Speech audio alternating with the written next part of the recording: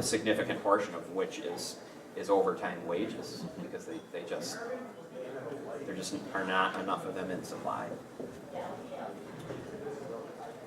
So beyond that, very quickly, from an environmental standpoint, we were able to get some iron mining permitting reforms done, which we hope will pave the way for a very significant investment in iron mining in northern Wisconsin, and what would be 2,000 construction jobs initially to build the mine, and then 700 mining jobs in the first phase of mining, and it's projected, based on the experience in Minnesota and Michigan's Upper Peninsula, where they've been mining iron ore for 100 years, that those 700 direct mining jobs would induce between 2,100 and 3,000 other jobs to support that economic activity. So we're very hopeful that will happen.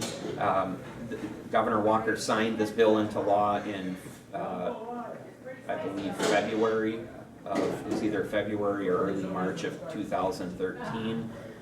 The mining company has been collecting data for over 18 months now. They still have not collected enough data to put together a complete mining application. They're going to need another season of it up there.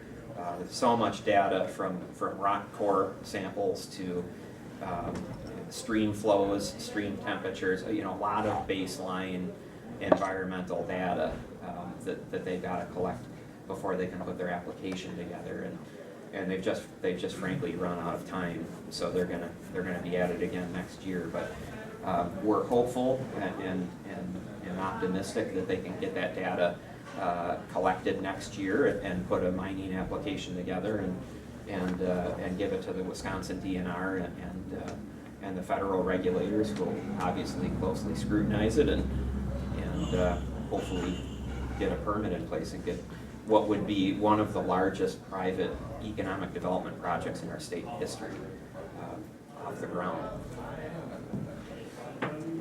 Beyond that, also from an environmental standpoint, in 2010, the Wisconsin DNR put forth a phosphorus regulation that primarily hits municipalities with their wastewater treatment works.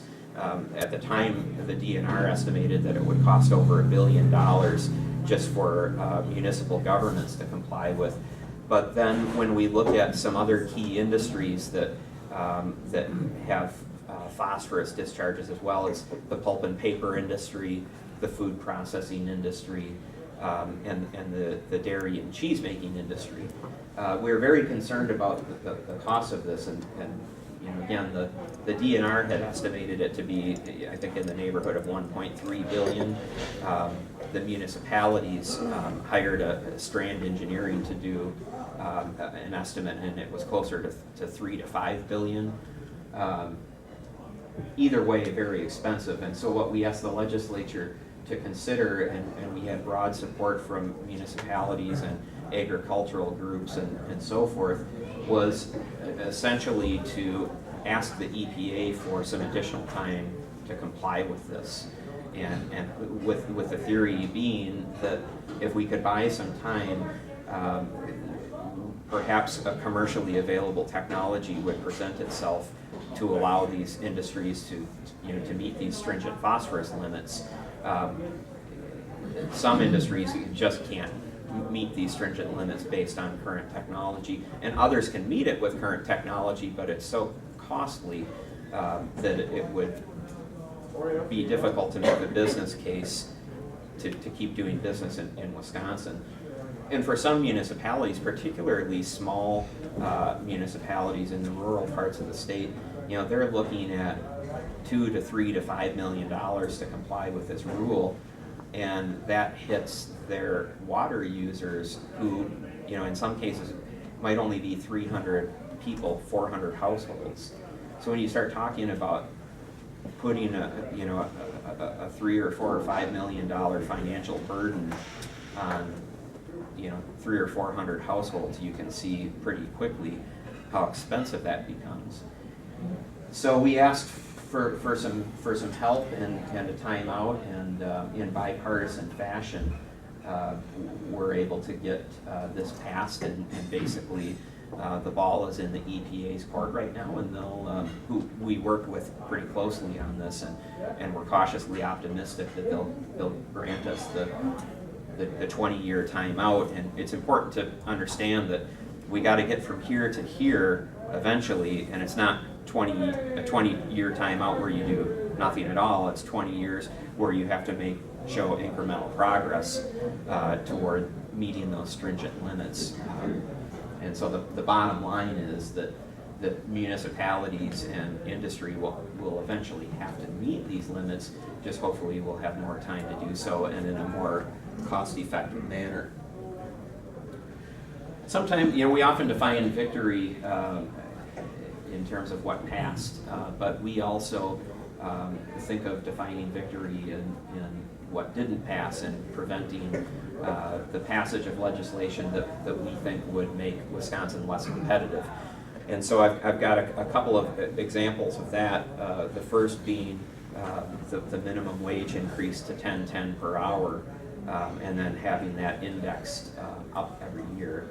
And raising the minimum wage always sounds like a great idea until you consider what the impact is when you have government stepping in and mandating increases in labor costs for employers, and you think about, well, what are employers going to do to respond to that wage increase and those labor costs? And a lot of times what it ends up being is either reducing hours available for workers, reducing the workforce in general, or raising prices, or a combination of all three.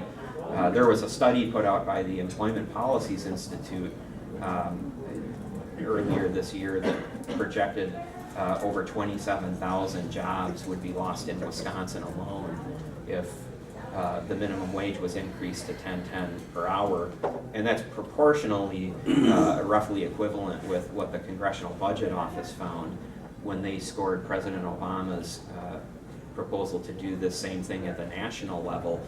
They had projected 500,000 jobs lost nationally. So we were very concerned about the economic impact of doing that, and we're glad that it didn't move forward. There was also a proposal to implement a per employee tax to pay for a mandatory paid family medical leave, another expensive burden for employers. And then a proposal that would require employers on a mandatory basis to provide 72 hours of paid sick leave to every employee per year at their full wage rate. So again, another cost on employers that we think would be significant. And like raising the minimum wage, it always sounds great to talk about, like, let's give people more things and more money in their pocket, but at some point somebody's got to pay for that. And if it costs businesses more, somebody's going to pay the difference, whether it's consumers with higher prices or employees with reduced hours or reduced wages.